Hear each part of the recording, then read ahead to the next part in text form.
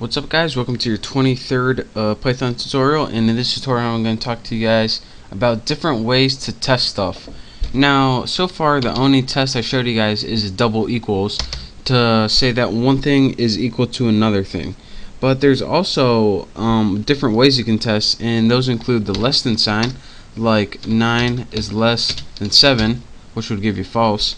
The greater than sign, and of course that's just that.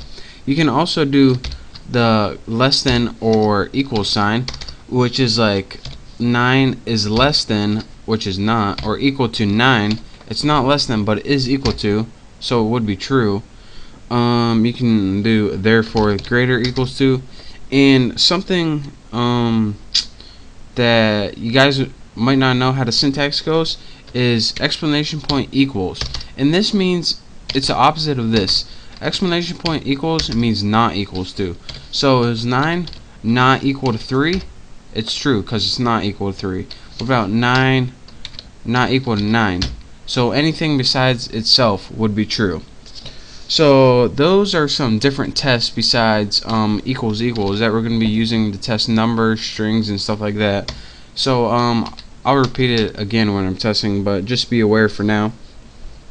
Another thing that people use a lot but is different is called the is operator. Now what the is operator is a lot like the double equal sign, but it's a little bit different.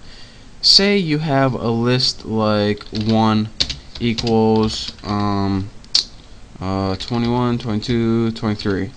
Let's create that, and we have list 2 which equals 21, 22, 23.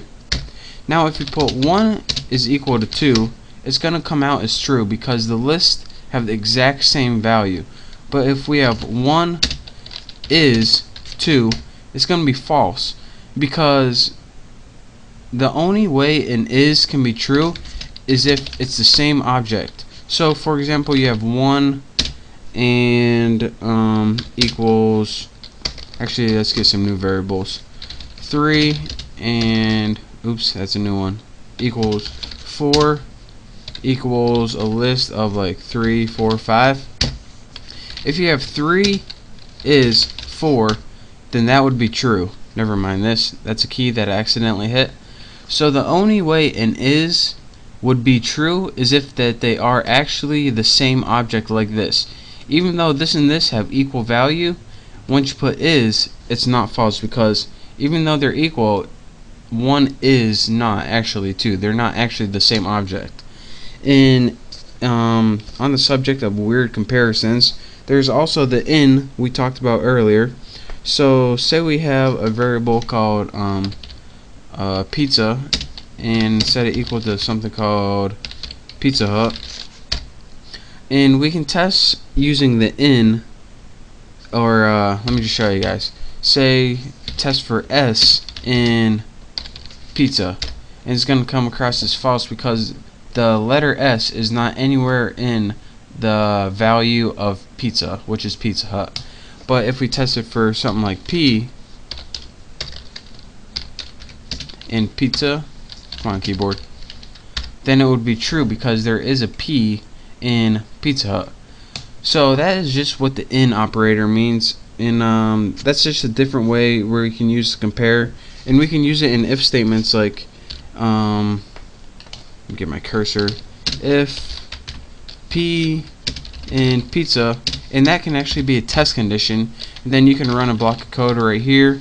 So that's how you use in and is in test conditions, such as like if statements and loops that we're going to be learning later on and stuff like that. So again, those are some different ways to compare, including the is operator and the in operator. So pay attention to those. We'll be using those a little later on. So thank you guys for watching. Make sure to subscribe, and I'll see you next tutorial.